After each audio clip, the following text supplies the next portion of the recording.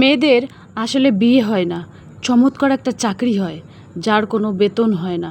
নিজের কিছু ইচ্ছে পূরণের আশায় কখনো যদি 4 টাকার প্রয়োজন হয়, ওটাও পেতেও হাজার কৈফিয়ত, অথচ কারো সাথে কষ্টগুলো ভাগাভাগি করতেও পারবেন না।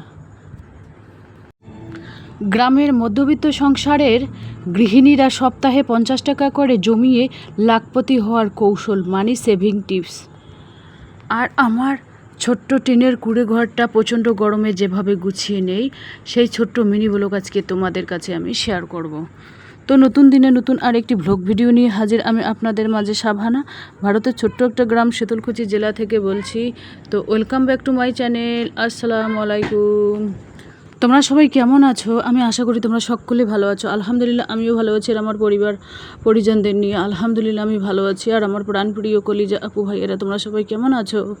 আমি আশা করি তোমরা সকলে ভালো আছো। তো বরাবরের মতো না, ব্লগটা আমি সন্ধ্যা থেকেই শুরু করে দিলাম। তো চলো ব্লগটা দেখতেই থাকো, আশা করি খুবই ভালোই লাগবে। আর আমার ব্লগ কিন্তু প্রত্যেকদিন বিকেল 4টায় আসে। আমার ব্লগের কোনো না কোনো অংশে ভালো লাগলে সাবস্ক্রাইব করে পাশে থাকবেন। গ্রামের মধ্যবিত্ত সংসারের গৃহিণীরা সপ্তাহে 50 টাকা করে জমিয়ে লাখপতি হওয়ার কৌশল, মানি সেভিং টিপস। তো চলো ব্লগটা দেখতেই থাকো, আশা করি খুবই ভালোই লাগবে। আর এই দেখুন ব্যাগগুলো আমি এখানে এইভাবে ফিনিশিং করে নিচ্ছি যাতে বাঁধাবাঁধি করতে সুবিধা হয়, তাই না? সেই জন্য এইভাবে আমি করে নিচ্ছি। তো গ্রামের মধ্যবিত্ত সংসারের গৃহিণীরা সপ্তাহে 50 টাকা করে জমিয়ে লাখপতি হওয়ার কৌশল, সেই বিষয় নিয়ে তোমাদের কাছে আলোচনা করব। 50 টাকা করে জমিয়ে কিভাবে আমরা লাখপতি হব। তোমরা মানে কথাটা শুনতে অবাক লাগে, কিন্তু কোনো কাজই কিন্তু মানে ছোট বড় না, ব্যবসা তো ব্যবসা। যে কোনো কাজ করো না কেন ভেবে চিন্তে বুদ্ধি খাটিয়ে করলে কিন্তু ওই 50 টাকা থেকেই লাখপতি হওয়া সম্ভব। আর বুদ্ধি যদি খাটাতে না পারো, আর যদি তুমি আলসেমি করো, ঘরে বসে শুয়ে থাকো, তাহলে কিন্তু কোনো কিছুই করা সম্ভব না। টার্গেটটা রাখতে হবে, বুদ্ধি রাখতে হবে। দেখুন, আজ থেকে না হয় কাল থেকে না হয় পরশু থেকে, এইভাবে আমরা শুরু করব টাকা সঞ্চয় করা, মানে জমানো। মানে কি বলবো, আর সপ্তাহে 50 টাকা করে জমিয়ে, তাহলে সপ্তাহে যদি 50 টাকা করে জমাই, লাখপতি হওয়ার কৌশল। 50 টাকা যদি আমরা জমাই, আজ 50 টাকা জমাইলাম, কাল 60 টাকা, পরশু দিন 100 টাকা, তরশু দিন 200 টাকা, এভাবে ধীরে ধীরে ধীরে আমরা কিন্তু টাকাগুলো সঞ্চয় করতে পারি। অল্প থেকেই তিল থেকেই কিন্তু তাল তৈরি হয়। ছোট থেকেই মানুষ বড় হয়, একেবারে কিন্তু বড় হয় না।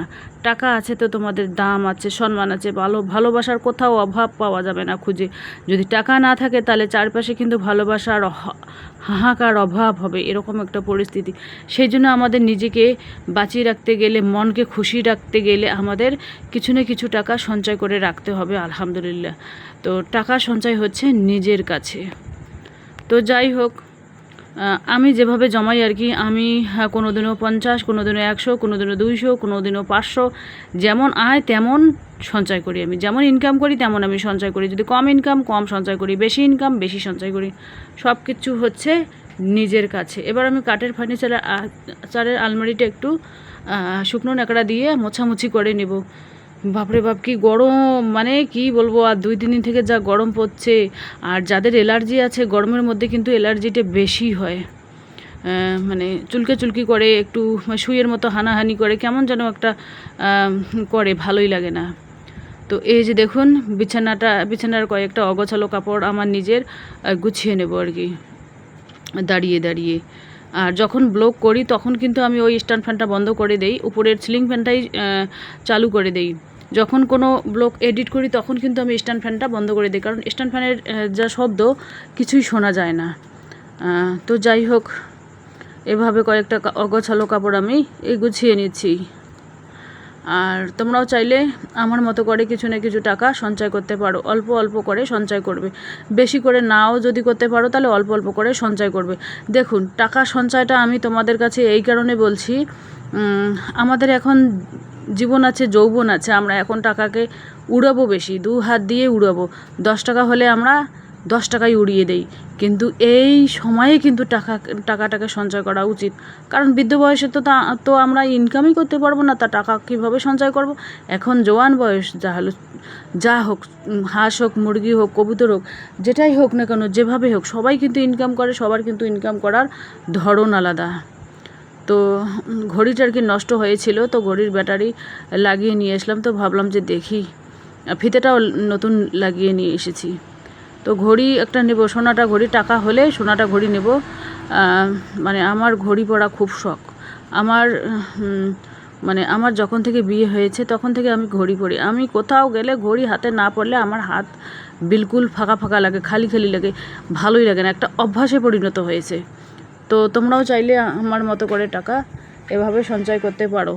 তো আমি যেভাবে আর কি টাকা সঞ্চয় করি অল্প অল্প করে, তোমরাও চাইলেই পারো। তো এই যে দেখুন, রেকটা, লাল রেকটা একেবারে কাপড় চোপড় দিয়ে একেবারে ভর্তি হয়ে গেছে। কাপড় চোপড়গুলো এভাবে আমি গুছিয়ে রেখে দিয়েছি। তো যেইগুলো কাপড় চোপড় প্রত্যেক দিন লাগে সেইগুলো কিন্তু আমি লাল রেকের মধ্যে গুছিয়ে রাখি, আর যেইগুলো প্রত্যেক দিন লাগে না সেইগুলো আমি কিন্তু ওয়ার্ড্রোপে রেখে দিই। যেগুলো মনে করো বিয়ে শাদি, কোনো দিন কোনো অন্নপ্রাশনে দাওয়াত হইলো তখন পরতে হয়। আর দামি কাপড় চোপড় আমি কিনবো না, কারণ 1-2 হাজার টাকা দিয়ে কাপড় চোপড় কিনলে তুলে রাখতে হয়। মানে বছরে একটা কার বিয়ে হয় বা অনুষ্ঠান হয় তখনই পরতে হয়। তো সেই জন্য আমি এখন আর অত দামি কাপড় চোপড় কিনি না। 300-400 টাকা এরকম একটা করে উপরটা করে কিনে নেই, মেয়ের কাছ থেকে বানিয়ে নেই, বা ওইগুলো আমি 2টা যদি বানিয়ে নেই 6 মাস আরামসে চলে যায়। তারপরে যখন একটু হালকা পুরানা হয়ে যায় তখন আমার মাকে দেই। আমার মা কিন্তু বেশি কাপড় চোপড় কেনে না, আমার বোন আর আমরা দুজনে মিলে আর কি আমরা যেগুলো পরি নতুন দেই। বছরের শেষে যেমন একটা তেহার হয়, ঈদ হয়, তখন কিন্তু নতুন দেই বাবা মাকে, শ্বশুর শাশুড়িকে। আর এর মাঝখানে যেগুলো আমাদের আদা বুড়া জামা কাপড়, সেগুলো কিন্তু আমার মাকেই দেই। তো যাই হোক, তো রান্না খাওয়া হয়ে গেল কমপ্লিট। তো এই কাকিটা আর আমরা দুজনে যাচ্ছি দলের টাকা জমা করার জন্য। 3জন যাওয়ার কথা ছিল, ওই দিদিটা, তো ওই দিদিটা আগেই চলে গেছে। তো ওনার দেখা হয়নি। উনি যেখানে গেছে সেখানে আর কি ওনার মেয়ে কাজ করে, ওই মেয়ের খাবার নিয়ে গেছে, সেজন্য ও আগেই গেছে, আর আমরা 2জন আর কি পরে। তো যাই হোক, এই যে রাস্তাঘাট গ্রামের, একটুখানি বৃষ্টি হইলো, সিপসিপানি, বৃষ্টির অত জোর নেই যে একটা মুষলধারা বৃষ্টি আসবে আধা ঘন্টা 1 ঘন্টা, মানুষের মন একেবারে ঠান্ডা হয়ে যাবে, প্রত্যেকটা মানুষের মন টন একেবারে ফুরফুরে ঠান্ডা হয়ে যাবে, সেটা কিন্তু হলো না আর কি, অল্প স্বল্প। তো এই যে দেখুন, টেবিলটা এখনও অগোছালো হয়ে আছে। রান্না কী করব সেটাই শেয়ার করতেছি। এখানে কড়াইয়ের মধ্যে ভাত রান্না হয়ে গেছে অলরেডি, আর এখানে আম খেয়ে নিলাম, সকালের নাস্তা হয়ে গেল। আর এখানে মাছ, যেহেতু হাজব্যান্ড এসেছে, ওনার তো মাছ পছন্দ, তো রুই মাছ এখানে কড়কড় করে ভেজে নেব। ছেলেমেয়েরা কড়কড়া মাছ ভাজা না হলে ঠিক খেতে চায় না, সেই জন্য কড়কড় করে ভেজে নেব। তারপরে কি দিয়ে রান্না করা যায় না খালি রান্না করা যায় সেটা প্রশ্ন পরের, আগে মাছটা কড়কড় করে ভেজে নেই, তারপরে 4-5 পিস রান্না করে নেব, আর বাকিটা ভেজে রেখে দেবো কালকের জন্য। আমাদের বাড়িতে যদি 500 গ্রাম মাছ নিয়ে আসে তবুও কিছু রেখে দিই, 250 গ্রাম মাছ নিয়ে আসে তবুও কিছু রেখে দিই, আর যদি 1 কিলো নিয়ে আসে তবুও আমি কিছু রেখে দিই অন্তত কালকের জন্য, যে কালকে খাবো। আর একবারে শেষ করা, যে কোনো মাছ হোক মাংস হোক, একবারে আমি শেষ করতে চাই না, যে একবারে খাবো বেশি, মানে ভালোভাবে 2-3 পিস মাছ খাবো, পরের বেলা কি আলু ভর্তা দিয়ে ভাত খাবো, এটাই আমার কথা। খাবো একটু কম খাবো, কিন্তু 2-3 বার খাবো, এটা আমার কথা আর কি। তো আমার আর কি নিয়ম আর কি, আমার মাও কিন্তু এরকম করে, মানে পুরোটাই একবারে শেষ করে দেয় না, যে আরেকবেলা খাবো এরকম একটা মনোভাব তৈরি হয়। সংসার করতে গেলে এইভাবে কিন্তু বুদ্ধি খাটিয়ে চলতে হবে। যে দেখুন, এটা সকালবেলার ব্লগ।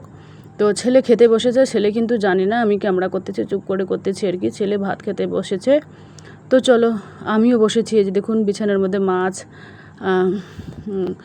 আর মানে ঘন্ট একটা বানিয়েছি, আর একটা ভর্তা বানিয়েছি। তো মেয়ের আব্বা খেয়ে নিয়েছে, আমি আর ছেলে এখনও বাকি আছি।